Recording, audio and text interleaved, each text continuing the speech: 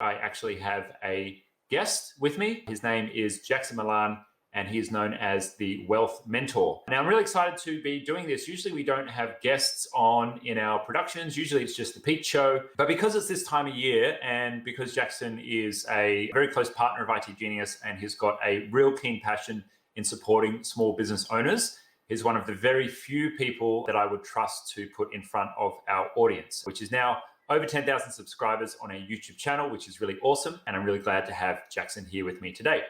So I'm going to give Jackson a little bit of an intro, and then I'm going to bring him on. And today we're going to be talking about wealth strategies for small business owners. And what I really love about Jackson is he's got this beautiful Venn diagram of being a business owner himself, being a business mentor himself, but also really deeply understanding the finance and wealth generation strategies, particularly with how they pertain to business owners. Why that's important to me is, I want to see business owners succeed. And for me, in my own journey of business, I learned how to do marketing, and I learned how to do sales, and I learned how to deliver well to customers, and I learned how to scale a business and hire teams and do all the things I needed to learn how to do in business.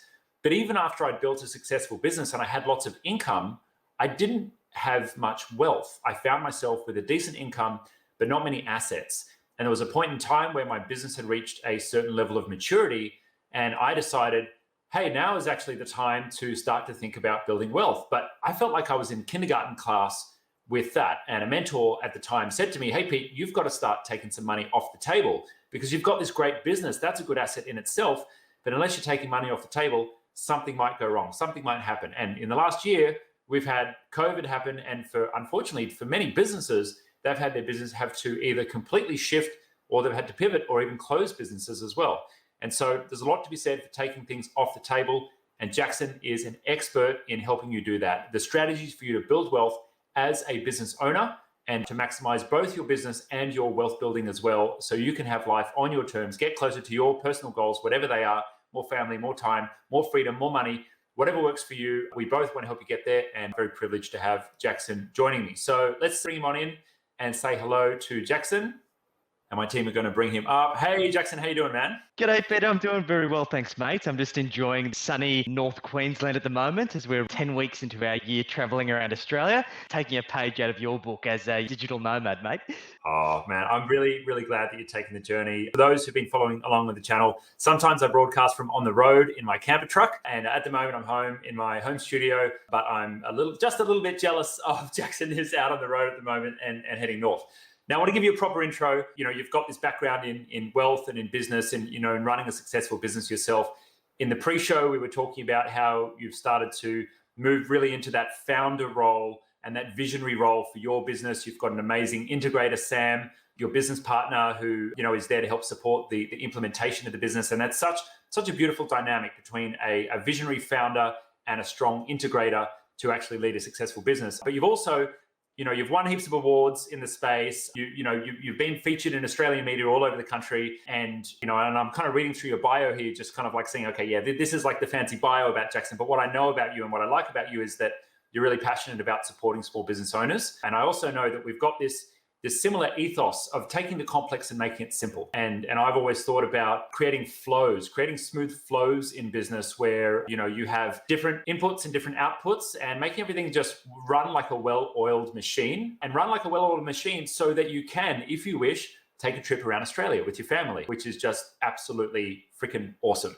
So I want to say a big official welcome. Thank you so much for taking the time and spending your very precious time with us. I've heard that you're doing extended weekends, and I love that. Thanks very much for being here. My pleasure, mate. I'm looking forward to having a good chat. Let's get into it. So let's start with the basics. Let's talk about financial freedom and financial goals. I have my own definitions, obviously, but I'd like to know, what are your definitions, and where do you start the conversation with a business owner when you start talking about that shift from building income to building wealth?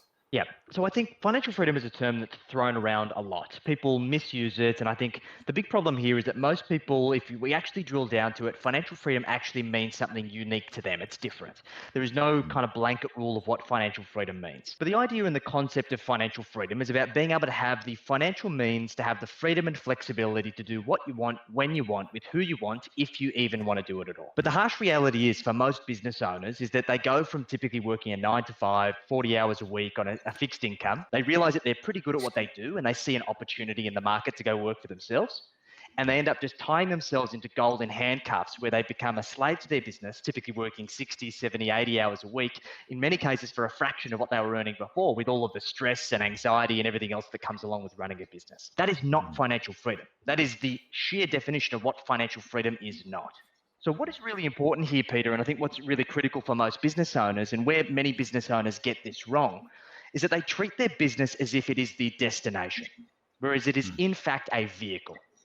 Your business should be a wealth creation vehicle, and it should be the best wealth creation vehicle that allows you to create freedom and flexibility to live life on your own terms. And it is when you position your business as a vehicle, not the destination, where you can really start making your business work for you as opposed to you working for it. Yeah, I love that. That's absolutely beautiful. And I'm like tempted to dive into the micro just for a second. I've read a lot of books from Robert Kiyosaki, and one of those books is called The Cash Flow Quadrant. And, in that book, he talks about the difference between being, an employee versus a sole trader versus a business owner, which has a very clear definition, and being an investor. And I think the difference between being a sole trader and a business owner gets conflated. As soon as many business owners start hiring staff, they kind of think, oh, now I'm a business owner. But the true definition of a business is that something that can run without you being there. Now, yeah, sure, it will require some of your time if you're still listed as the CEO, but actually having it, separate to you so that it can earn income for you without you being there is to me very important. And the reason for that is I think about the game of having a business that works for you and having money that works for you is about stepping back, and then you deploy capital or you deploy time to this entity, and what it returns to you is return on investment. So you return on your time, and that's cash generated for the time invested. And I think for many business owners, they get stuck in kind of like job mode in their business, serving the business rather than seeing the business as something that they can step back from. And you said that this is the best vehicle for you to create wealth. And I know that because, if you go and put money in, if you leave money in cash right now with inflation, it's going to zero or backwards, right? If you put money in the stock market, in index funds, maybe you get 5, 7, 8% if you're doing well. Real estate might be 10 or 15%. But a business, in my experience, has always returned 20 to 40% per annum compounding return on my investment, whether it's been acquisitions or marketing investments. And so it is, for me, in my experience at least, literally by the numbers, always been the best way to generate return on investment. It's the highest risk, but that's the fun of business. That's why we're here, and that's why we're in it. And you nailed it, mate. Look, in my view, there are only 3 ways to make money in this world. There is business, there's property, and there's shares.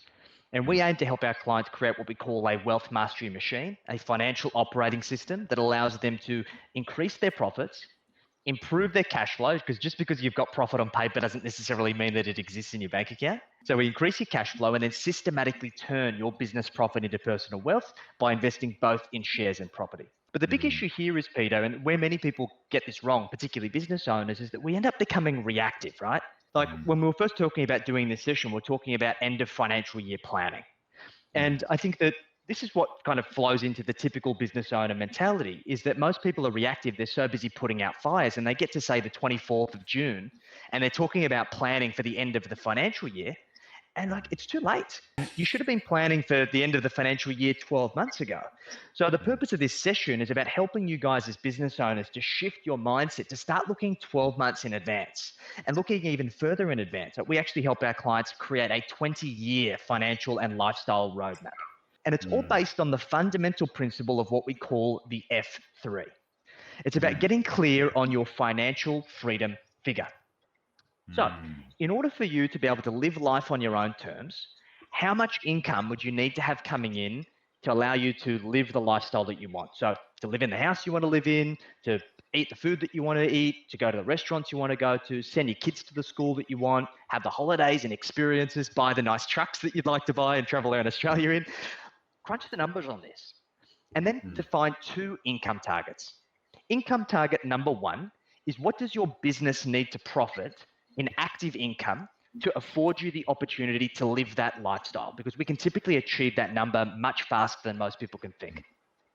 And secondly, how much wealth would you need to produce to ensure that you could produce that same level of income, but from passive means? And if we can do both of those things, we are well on the track for achieving not only financial freedom, but financial abundance, meaning we have more than what we actually need to live the lifestyle we want.